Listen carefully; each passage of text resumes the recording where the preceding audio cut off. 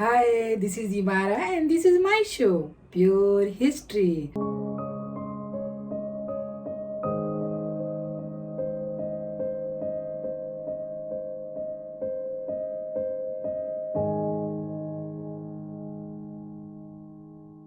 तो मैं अब आगे बात करना चाहूँगी जिड्डू कृष्णमूर्ति के बारे में। इसके पहले मैंने इतने सारे क्वेश्चन आंसर किए, बहुत सारे क्वेश्चन आंसर बच गए थे क्योंकि उनके बारे में वीडियो बनाना, समझ लो कि एक जो है हज़ारों बातें, इतनी बड़ी उनकी किताब है first freedom and the last freedom. उनको इतनी उनका एक एक आंसर जो है वो 5-5 पेजों का है, 5 पेजेस में है। उसको मैंने इतने छोटे छोटे करके आप लोगों को मैं बता रही हूँ। मैं बहुत कोशिश कर रही हूँ कि इन चीज़ों के मैं बहुत ही छोटा समरी में कर सकूँ। तो मैं कोशिश कर रही हूँ, प्लीज़ आप इसे सुने।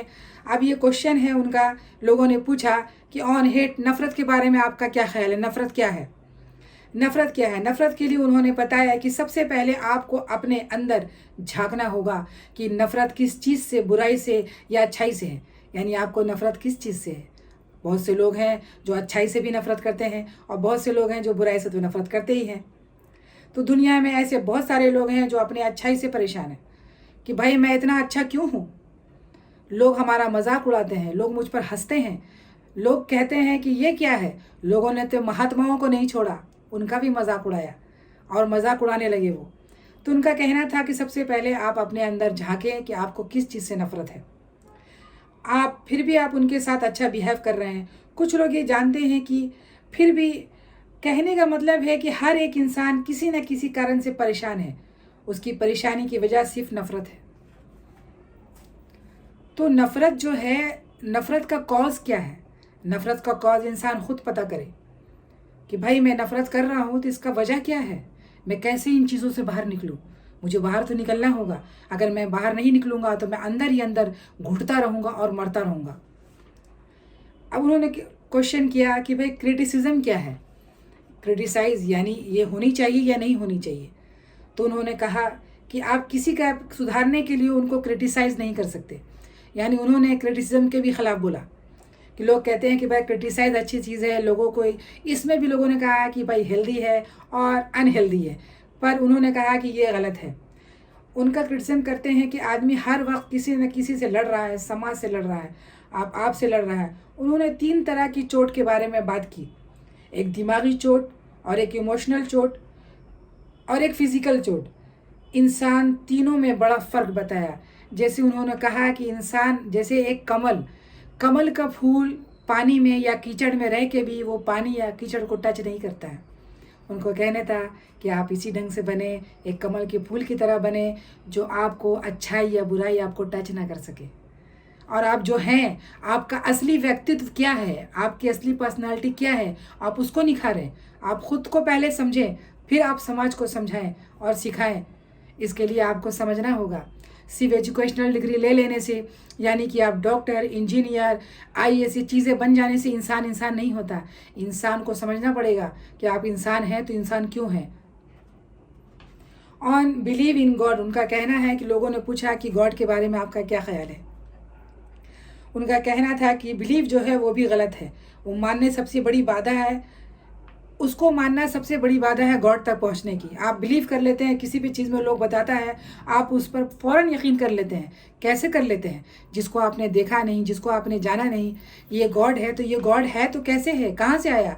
इनका कहना था कि वो तो असीम है, वो अनाम है, वो अरूप है।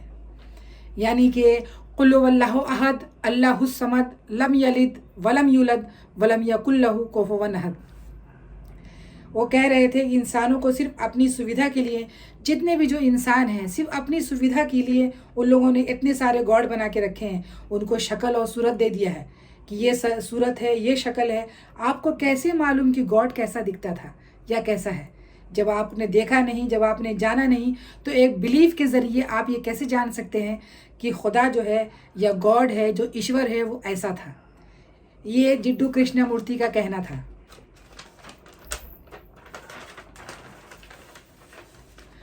ऑन मेमोरी पे आपका क्या कहना है? तो लोग जो कहते हैं कि first impression is the last impression, ये गलत है।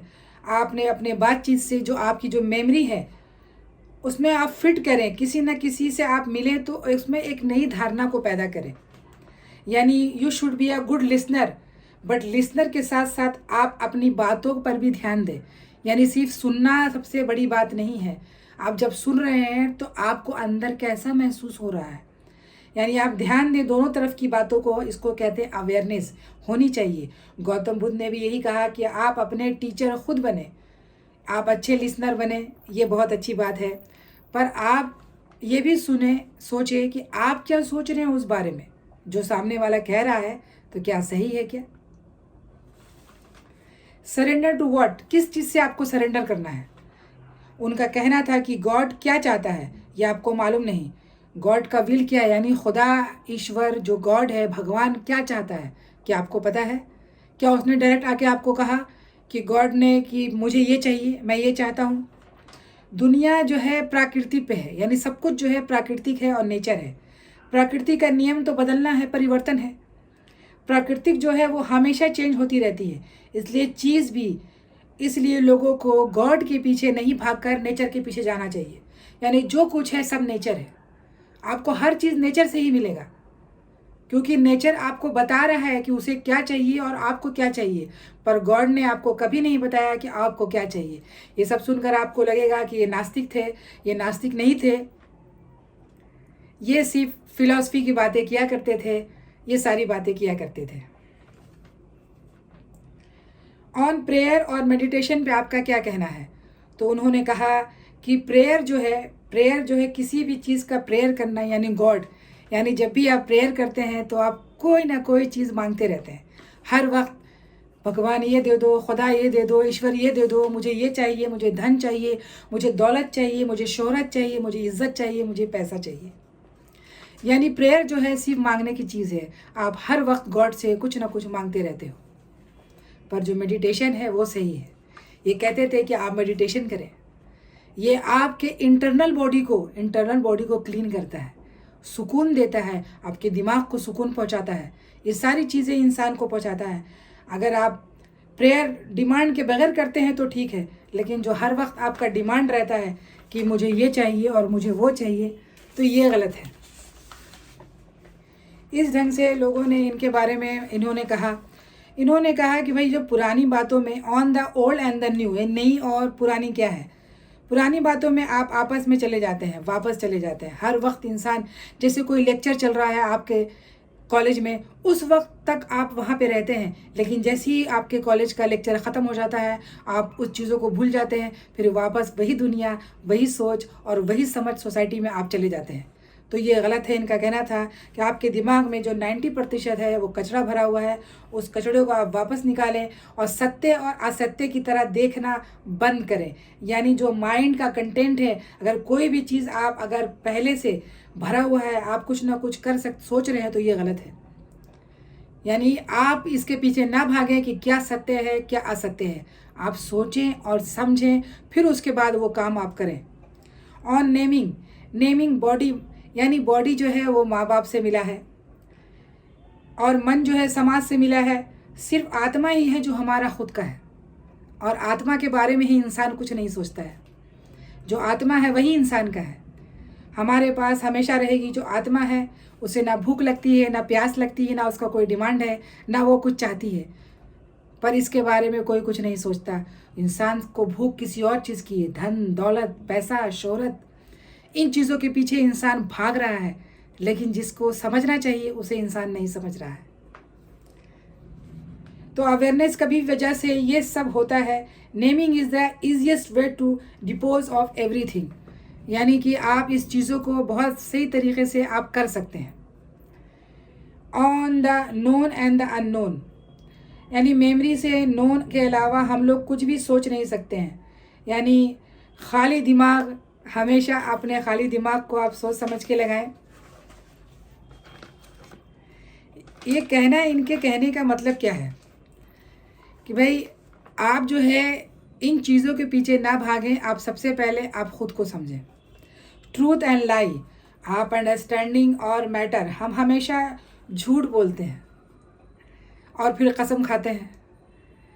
तो इंसान जो है जो कसम खाता है वो अपने कसम पे कभी भी नहीं टिका रहता। अंडरस्टैंडिंग, सर्च से क्या वैल्यू है, हम लोग समझ नहीं पाते हैं कि भाई आप जो कसम खा रहे हैं क्या उसे आप पूरा कर पाएंगे, क्योंकि आपका जो माइंड है 9% जो है अनकॉन्शियस है और 1% जो है कॉन्शियस है। यानी जो हिप्नोटिज़म है वो क्या करता है, हिप्नोटाइज करके कि इंसान का जो 9% अनकॉन्शियस माइंड है उसको डेवलप कर देता है, उठा देता है, और जो 1% जो उसका कॉन्शियस माइंड है उसको सुला देता है। तो आप जो है इस ढंग से उन चीज़ों से आप बचें कि भाई ट्रूथ और लाई क्या है उसको आप समझें। ऑन गॉड ट्रांसफॉर्मेशन क्या है, यानी क्रांति आपके अंदर होनी चाहिए। पूरी दुनिया में जो माहौल है, इस माहौल के लिए पूरी दुनिया में जो माहौल है उसको आपको दूर रहना है, उसको आप हटा नहीं सकते। कम्युनिज्म यानी कि क्रांति, किस चीज़ की क्रांति? आप पूरी तरीके से फ्री माइंड ही आप एक दूसरे को मिल सकते हैं। साइंस, इनका कहने का मतलब है कि क्रांति लानी है तो आप अपने सोच में लाएं। आपकी जो सोच है वही एक क्रांति है। आप अपनी सोच को बदलेंगे तो आपकी सोच आपके आसपास के जो लोग हैं उसकी सोच को बदलेगी। तो क्रांति सबसे बड़ी यही है कि आप अपने अंदर एक क्रांति पैदा करें। जैसे कि हमेशा स्वामी विवेकानंद कहा करते थे कि जागृत करो, खुद को जागो, अपने आप को समझो और चलो। तो मेरा कहने का मतलब ये है कि जीटू कृष्णमूर्ति अगर बोल देते उस दिन कि हाँ मैं गौतम बुद्ध की आत्मा मेरे अंदर है और मैं एनलाइटमेंट पुरुष हूँ, तो आज पूरी दुनिया में उनकी हज़ारों लाखों मंदिर होती और उनकी बड़ी बड़ी मूर्तियाँ बनी होती और ये सब चीज़ें होती, लोग उनको पूज रहे होते कि ये भगवान है, ये भी भगवान है। पर उन्होंने ये सब चीज़ों से मना कर दिया, इसलिए आज उन्हें कोई भी नहीं जानता। उन्होंने कह दिया कि नहीं, ना मैं भगवान हूँ, ना मैं परमात्मा हूँ, ना मैं महात्मा हूँ, मैं तो एक इंसान हूँ। उन्होंने कह दिया कि मैं सिर्फ इंसान हूँ, और इसीलिए आज उनको जानने वाले बहुत से कम लोग बचे हैं। अगर भगवान बन जाते तो सारी दुनिया उन्हें जानती। तो मेरे कहने का मतलब और मेरे वीडियो बनाने का मकसद सिर्फ यही था कि आज के 100% प्रदूषित समाज में अगर मैंने 5% भी फ्रेश एयर ऑक्सीजन को भरा है, यानी कि जीटू कृष्णमूर्ति की जो बातें हैं, उनकी बातें जो हैं एक ऑक्सीजन से कम नहीं है, एक तरह का ऑक्सीजन है, एक फ्रेश माइंड यानी फ्रेश एयर है। पर इसको समझने के लिए आपको दिल और दिमाग और अपनी सोच सबको बदल कर समझना होगा। तो ये एक फ़िलॉसफी की बातें हैं और एक तरह के इंसान की बातें हैं। भगवान और महात्मा तो बन सकते हैं, लेकिन इंसान बनना सबसे बड़ी बात है। जो इंसान बन गया वो समझ लो दुनिया फतेह कर गया। तो मैं अपना शो ख़त्म करती हूँ। धन्यवाद।